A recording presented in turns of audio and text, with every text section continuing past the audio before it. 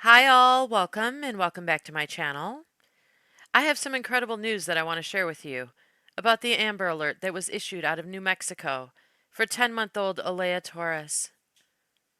Police announced that she's been found safe and she's currently being treated at the hospital as a precautionary measure. They held a press conference to announce that ELEIA was rescued in Texas and the suspect who took her is now in custody. If you watched my previous video when police were searching for her in New Mexico, then you know her mother and another woman were found murdered in a park near their vehicle, and a 5-year-old girl was also found with a wound to her head. Since that initial Amber Alert announcement, news reports have come out that the injured 5-year-old is Aaliyah's sister, and she's currently in the hospital trying to recover. So she still needs our prayers. But our prayers for Aaliyah were answered, and she was found safe. And I'm so happy to be able to share this news because, as you know, we don't always get a good outcome from an Amber Alert. But we did this time. And police held a press conference giving some of the details about Alea's rescue that I'll play for you so you can hear the details for yourself. Thank you to everyone who shared out her information to help find her. And thank you so very much for caring about her story. Stay safe out there. And here is the press conference.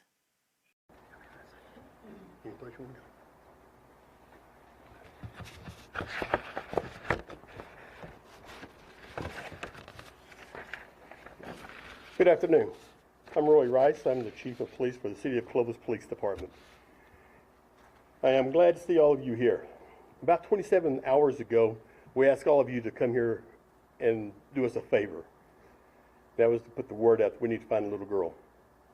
We had 10-month-old ELEIA missing, and we believe she was in danger. We wanted her found. Well, with all the notifications we got to put out there, the media release we got out there, we were able to do just that. I am proud to say she is safe. She's at a medical facility being treated. I don't believe she's back with her family yet, but I don't imagine it will be long. This couldn't be accomplished without the officers you see behind me, because there are many, many agencies represented. My agency, the lead agency, Clovis Police Department, the Curry County Sheriff's Office with Sheriff Brockett over here. We have City of Portales Police Department, Rosedale County Sheriff's Office, the 9th Judicial District Attorney and his investigators. The City of Roswell Police Department had their crew down here. The New Mexico State Police with various departments and divisions here helping us. The FBI with a complement of officers like I've never seen before. We've had up to 200 people at one time in this facility working on this case. Alliance Search and Rescue with their dogs, and we can't leave out the City of Clovis the City of Clovis Fire and EMS. All these people had an important role to play in this. They all had something to do with trying to get evidence and document the scene so we can determine what happened and who we're looking for and bring some closure to this case. I don't know if the family is here today. I was expecting some of the family members here. If they were, I wanted to go ahead and express my condolences. At the same time, assure them we're going to do what we can to wrap this up to give them some closure so they can have some comfort in what we're doing and knowing that we're not just a police department or a law enforcement agency. We're a law enforcement team. We all work together for the better of this nation. And after all, with all the help we've had from the FBI and the state, we're not alone. We're not by ourselves. And we will never be defeated. Through all this finding, we've worked diligently to document the evidence. Deputy Chief Throne will be talking about some of the investigations that was used, some of the things that were found. But believe me, without these people standing behind us, and I'm talking about the ones standing up on the podium behind us, this would not be possible. We had people all coming out of the woodwork, volunteering. We had officers spending many, many hours of work, not sleep. They didn't go to proms, they didn't go to birthday parties, they didn't go to weddings. they were out here trying to find this little girl. And because of that, we can be successful in her report today. Our thoughts and prayers are still for the 5-year-old that's in the hospital. We're hoping and praying that she will be fine and be released back to her family soon too. Now, I know you have a lot of questions, but right now we're not taking questions, but I think when you listen to Deputy Chief Throne, he's going to answer some of your questions. Thank you. Thank you, Chief Rice. So good afternoon. My name is Trevor Throne. I'm the Deputy Chief with the Clovis Police Department. Today I stand before you with a mix of sorrow and relief to share the latest updates on this tragic events that unfolded on May 3rd. Again, we'd like to extend our condolences to the families and loved ones of Taryn Allen and Harley Censoneros. Our community and law enforcement families mourn with you, and you are in our thoughts and prayers. As the Chief has already mentioned, ELEIA Maria Torres has been found, and she is currently recovering at a hospital with minor, she's currently recovering at a hospital. No injuries or anything like that were reported. The suspect who was taken into custody was identified as Alec Isaiah, a 26-year-old from the Houston, Texas area. Collins is currently in custody of the FBI and our law enforcement partners in Abilene, Texas. Through our investigation, we suspect he was staying at a residence in Abilene, Texas. Police officers and FBI agents were dispatched to that location where he was observed to be at and subsequently was arrested, and ELEIA was rescued and is in good health. I know that one of the questions that has been asked is, was the suspect related to the victims?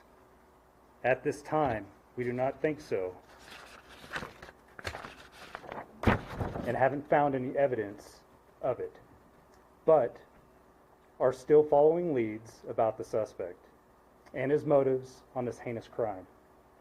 In a few minutes, I will defer to Quentin Ray, the District Attorney for the 9th Judicial District here in New Mexico, who will speak about the charges against Colin. I would like to remind everyone that our investigation remains active. Even though we have the suspect in custody, there is still a lot of work that has to be done.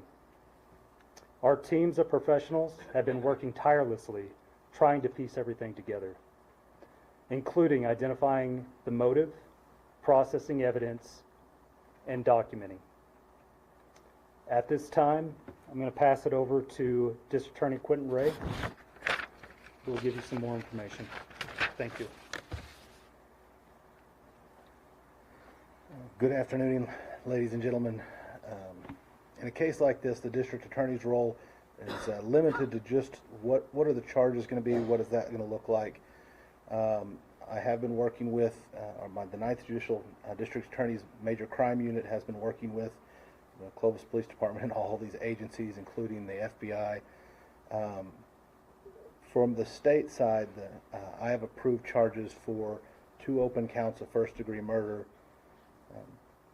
first-degree kidnapping charge, as well as 2 counts of child abuse. How that will play out with the federal charges and the state charges, we don't know yet, but from our standpoint, we just want to make sure that the person that is held accountable for his actions. I believe we had, Chief, do you still want to talk? No, I'm good. Okay. I'm going to turn it over to the FBI here. This is Raul Buhanda. Thank you, sir. Good afternoon. My name is Raul Buhanda, specially in charge of the FBI for the state of New Mexico. And what that means is that I care about the state of New Mexico. I care about Clovis. And I want to say thank you, Clovis, for opening the doors and welcoming all of my team and everyone you see here behind you. These men and women, even if we wanted to, we couldn't send them home. They were committed to getting this job done. And we're not done yet. We want to make sure that this case is rock solid.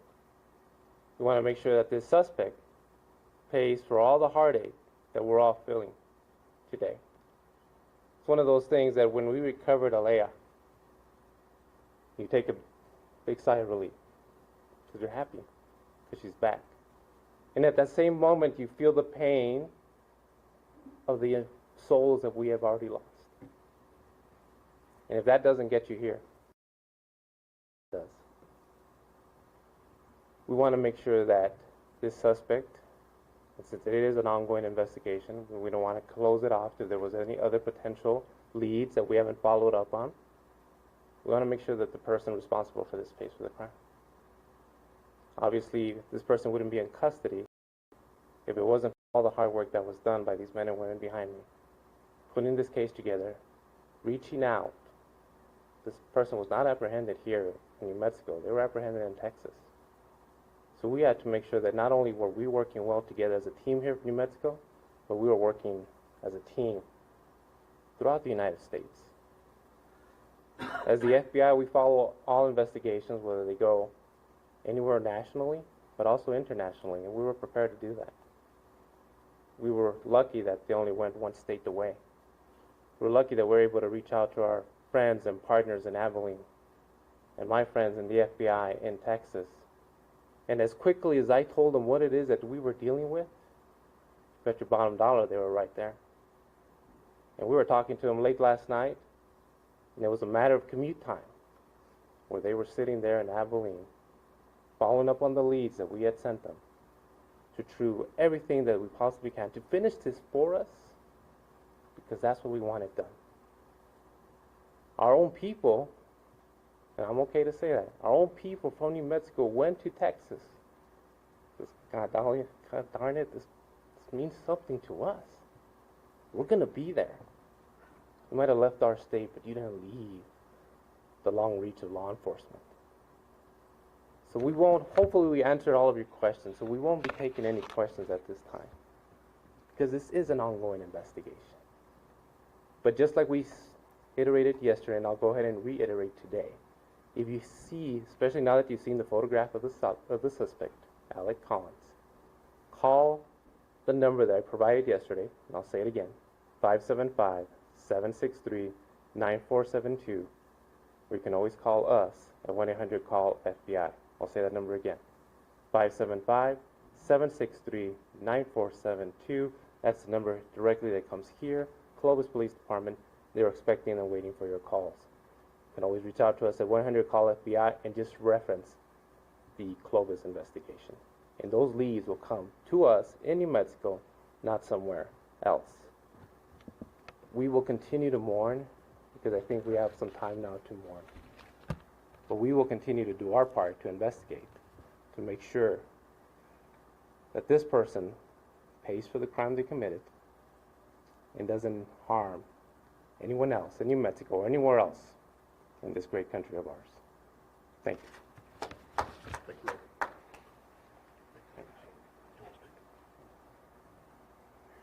Ladies and gentlemen, thank you all very much for your attention. Thank you for coming.